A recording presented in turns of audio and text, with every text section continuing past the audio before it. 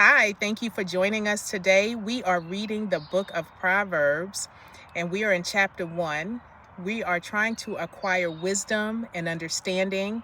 We are trying to walk in ways that are prudent because we want to achieve particular outcomes, good outcomes, in fact. And we believe that the book of Proverbs lays out for us wisdom that lead to successful lives, wisdom that lead to good lives. Okay. And so our foundational truth for our study of the book of Proverbs comes from verse 7 in chapter 1. The first part of verse 7 says, "The fear of the Lord is the beginning of knowledge." And when we talk about fear, remember, we're talking about not being afraid of God and not having a dread of God, but we're talking about fear in the sense of respect, wonder, amazement, profound and deep respect for God, for the existence of a power that is almighty and a mind that is all-knowing.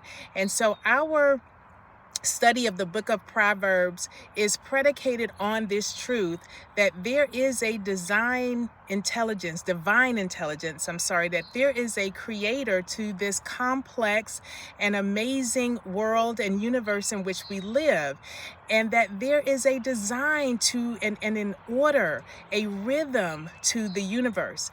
And that also applies not only to the animals that we see in nature, not only to weather patterns and chemical elements, but we are a part of that. Human nature, human being, human behaving is a part of that. And there is a divine order to the way we can interact with each other that produce certain results. So our study of the book of Proverbs is predicated on this belief.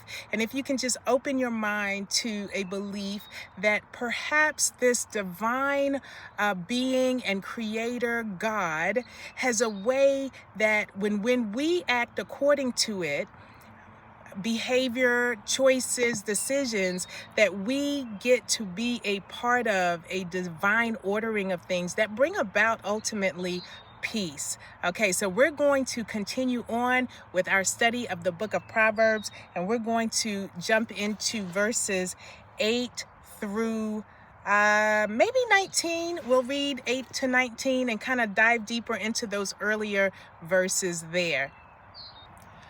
Okay, so we've looked at verse 8 and 9 in a previous video, and I'll just read it to you quickly. And remember, it talks about identity, and it talks about the teachings of our parents or those who were in our lives, who taught us lessons because they want us to be successful. They want us to be safe.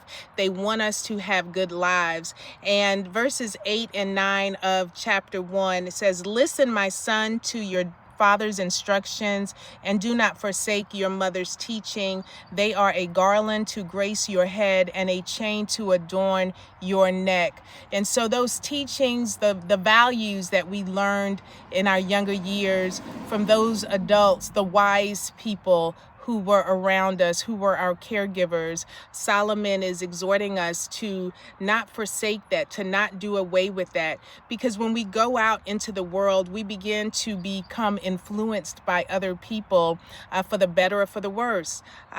Sometimes it takes time before we know which. So it's good to consider, to go back to revisit the teachings from our youth, especially when we're having difficult outcomes. We may have taken advice from other people and we're encountering difficulties in life. And Solomon is suggesting that we revisit some of those earlier lessons that we learned growing up.